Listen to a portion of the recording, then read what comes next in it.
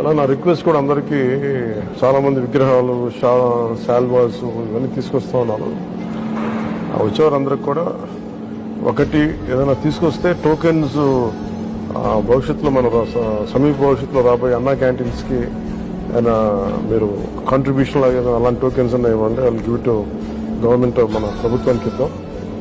అలాగే మీకు ఏదైనా పర్సనల్గా ఇద్దాం అనుకుంటే ఇలాంటి ఏదైనా ఇవ్వగలిగితే అది నేను అనాథాశ్రమాలకు పంపిస్తాను.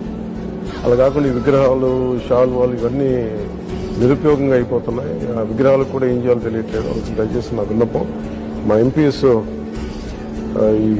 ఇది స్టార్ట్ చేశారు, ఇనిషియేట్ చేశారు. ఇట్లా మనస్ఫూర్తిగా వారి స్ఫూర్తిని తీసుకొని అందరిని దయచేసి కూరగాయలు ఇవ్వని కాదు కానీ ఫ్లవర్ బుకేస్తో మనీ వేస్ట్ చేయొద్దు, విగ్రహాల కోసం ఇబ్బంది పడద్దు.